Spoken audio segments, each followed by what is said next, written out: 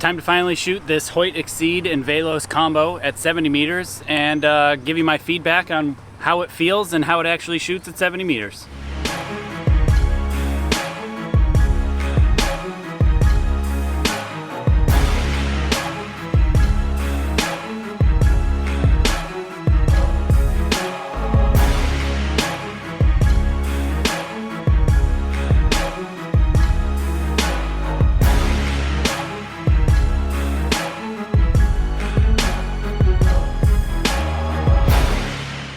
So I'm here at 70 meters and I'm gonna go through and shoot this Hoyt Exceed Velos combo. I've already done all my testing with it, did some initial discoveries on it in a video that I already did reviewing the bow. I'll have links in the description below, plus a card at the top up there for you to check out in case you're interested in that video.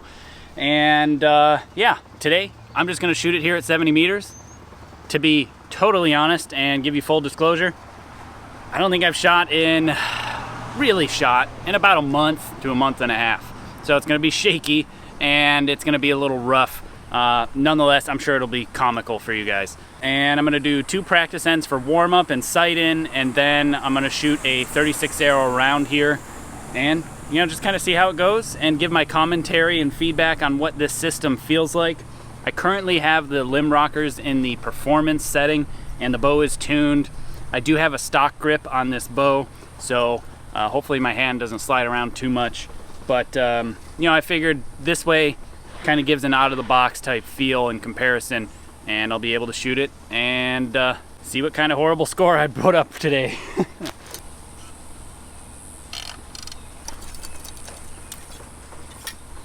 Don't need a bear shaft, that's for sure.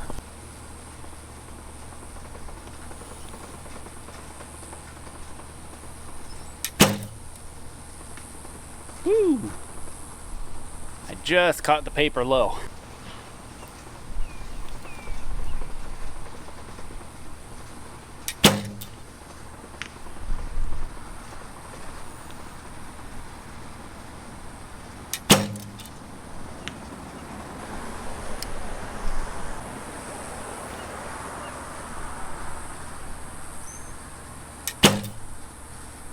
Right now I'm just working on getting everything dialed in. Sight's definitely off, of course, and my clicker is a little bit further forward than I would like, but it's easy to get through the clicker at the moment, so I'm sure over the next end or two I'll get it dialed in.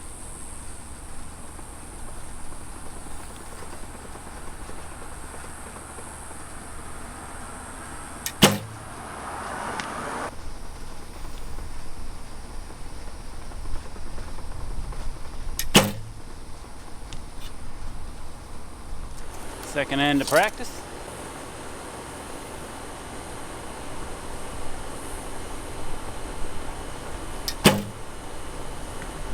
Finally get a 10.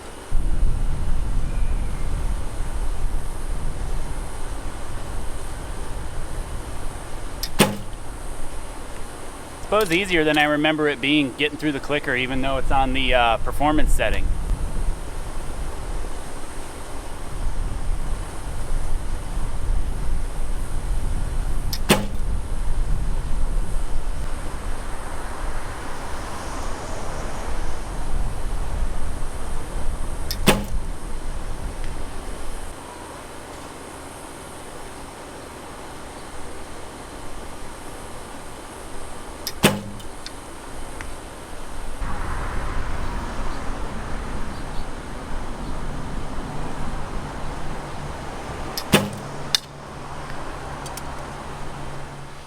All right, first end for score here at 70 meters with this Exceed and Velos combo. Hopefully I got 36 more arrows left in me.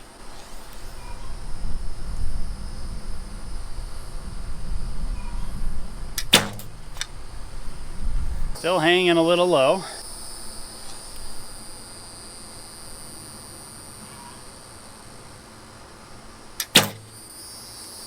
So again, this bow just feels really clean, very little vibration. Definitely the lowest vibration I've ever felt in a Hoyt for sure.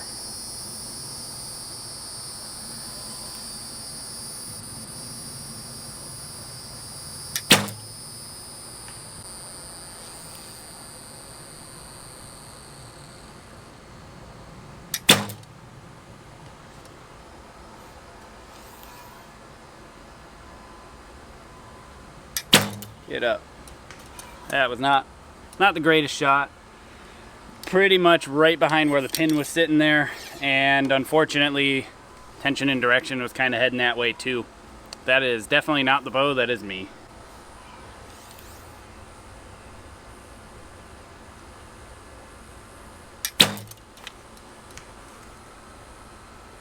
And we got a 55 to start, still hanging low, so I'll give it a couple more clicks. We'll keep going. So it's only 88 degrees here right now, and it's really not that high a humidity, but it sure feels a lot warmer than that. See if I can stop hitting low here.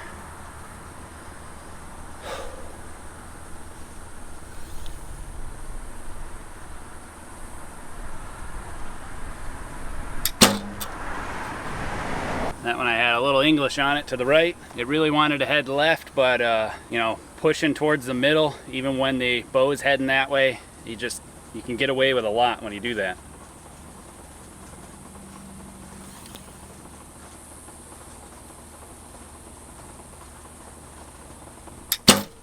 Get up.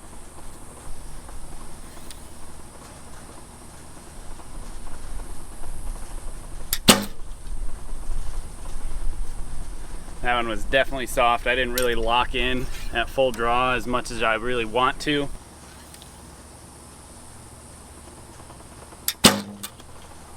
That one was a little early. Still in there.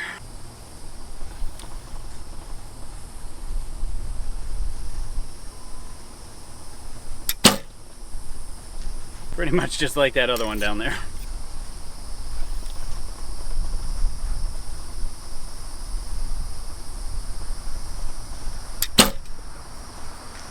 Pushed a little bit too much into the throat on that one. That one really went low. You know, it wasn't super strong either, so hitting that low right. It's all me, 100%. It's not the bow, absolutely. You know, it's just one of those things where if you're not super strong, a low wrist grip would help with that a little bit, in my opinion at least. I really prefer the lower wrist. You know, this is the stock Hoyt grip, and I don't even have gripping tape on it, so you know, you can end up putting a little bit of pressure into the throat quite easily with a grip like this when you're not at your highest game ever. So, you know, just food for thought. All right, so that one was a 56, so 55, 56.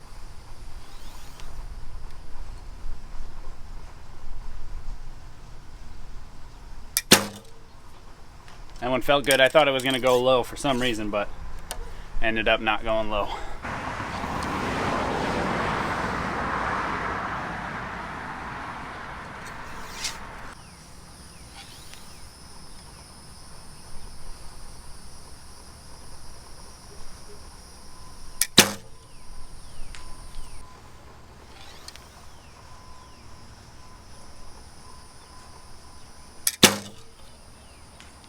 So far, it's going better than I thought it would, and I probably just cursed myself for the rest of the video.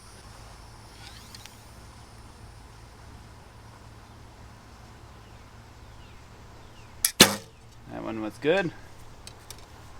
Still low. Make sure my pressure is nice and low on my grip on this one.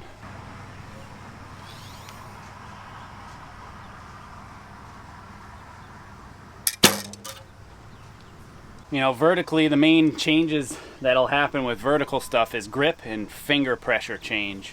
You know, those are really easy ones to note for vertical impact point shifts, so that could be what's going on. You know, again, I haven't really shot much. I haven't shot at all in the last month, so with the exception of the speed test video that I did comparing the Velos to the SX Plus and the Win-N-Win MXT10 limbs. If you haven't seen that video yet, by the way, links in the description below and a card at the top up there for you to check out.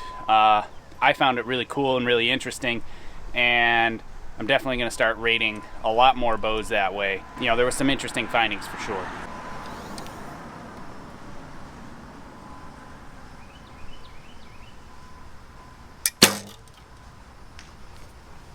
Well, another 56 it looks like, so kind of in that 330-ish range at the moment.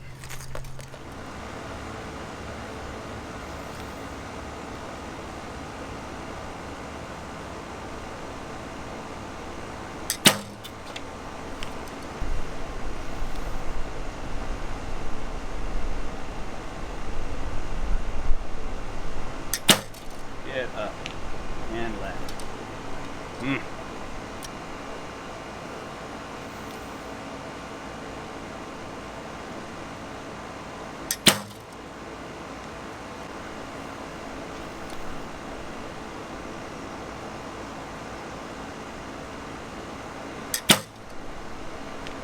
That one, when it was coming off my fingers, I just knew it was heading left. The fingers were a little stiff on the release, so generally that'll make my arrows go right. Yeah, I tried throwing the bow arm. It never works. But when it does go in the middle, at least it makes it feel good.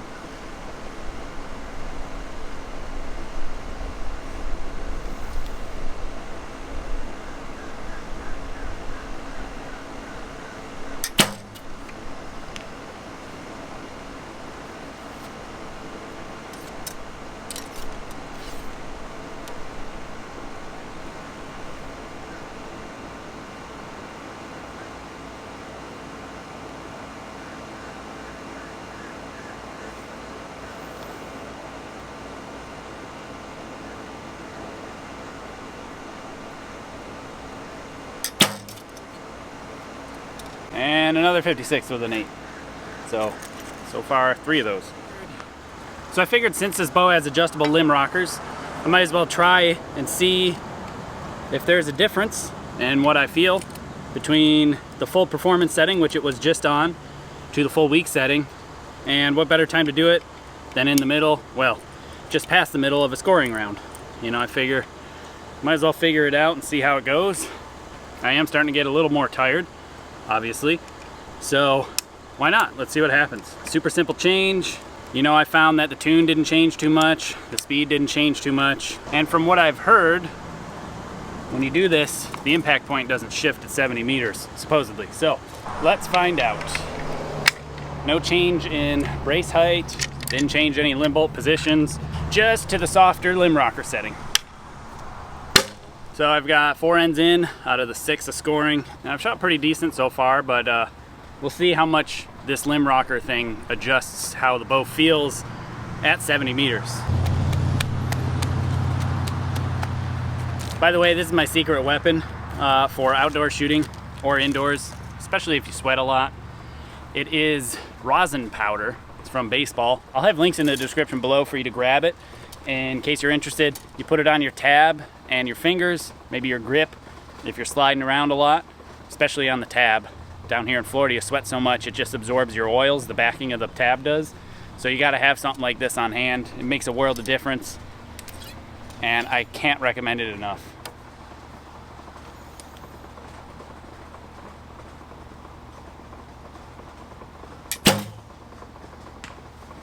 Well, to be as fair as I can, I'm gonna do 2 arrows to sight in, just in case. I'm gonna give that one arrow a shot. I'm gonna shoot another arrow and see if I need to adjust my sight at all. I was told that you shouldn't need to change your sight if you change that position, but we'll find out.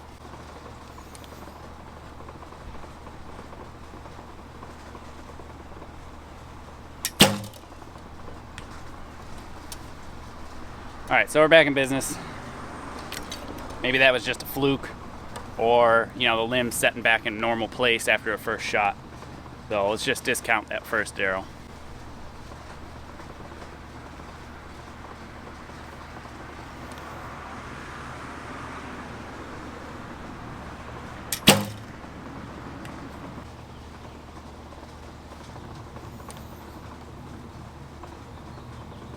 Woo. Well, it sure is a little easier to get through the clicker. You know, there's not that wall, not that there is a wall, but there's not that wall to pull against as you're kind of transferring and settling in.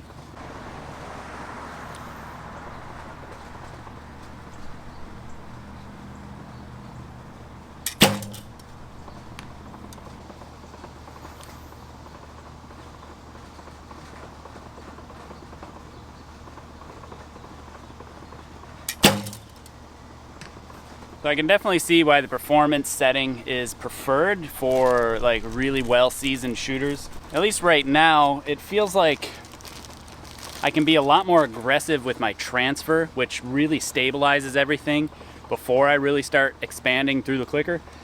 and you know, that means I can really lock in with the performance setting. But the softer setting, when I'm aggressive, it wants to click a little earlier.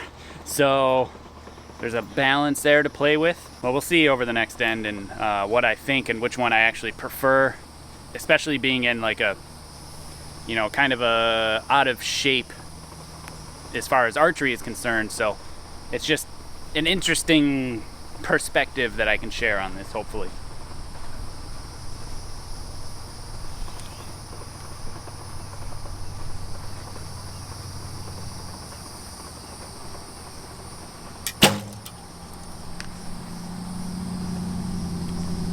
So another 56 with an 8.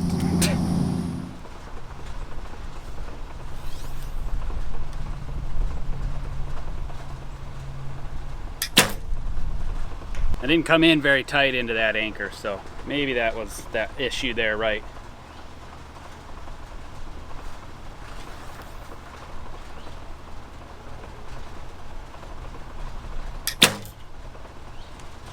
Better.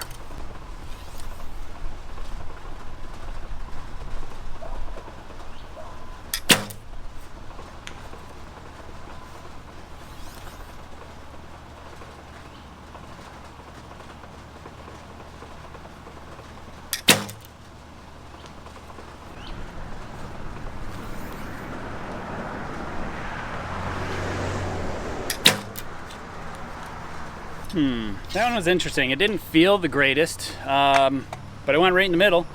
So, I don't know, sometimes this limb rocker setting feels more forgiving, sometimes it feels more punishing. I'm not sure yet.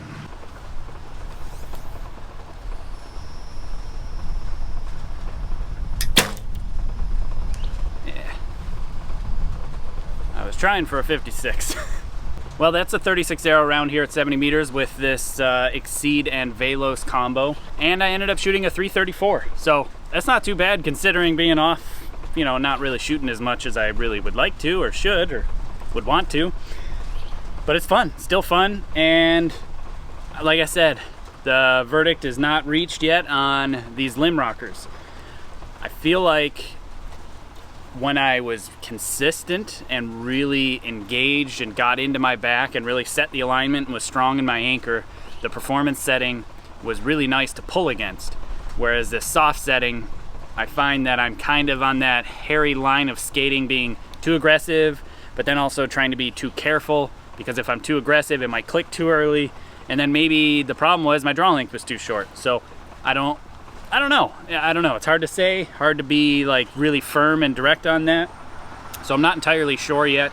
Overall, I am very impressed with the system. You know, having that ability to tune and adjust the way it feels coming through the clicker is kind of neat. It is definitely a unique feature, and the bow feels good. No vibration and all that. It just feels pretty dead in the hand, relatively speaking. And it's a joy to shoot. The limbs are nice, solid, smooth. You know, they feel quite good, and I shot pretty decent considering being completely out of shape. You know, the only thing I haven't really played with on this riser is putting the weights in the pockets that are available that you can bolt in from Hoyt. I haven't played with those yet, and you know, I probably will when I shoot one as bare bow.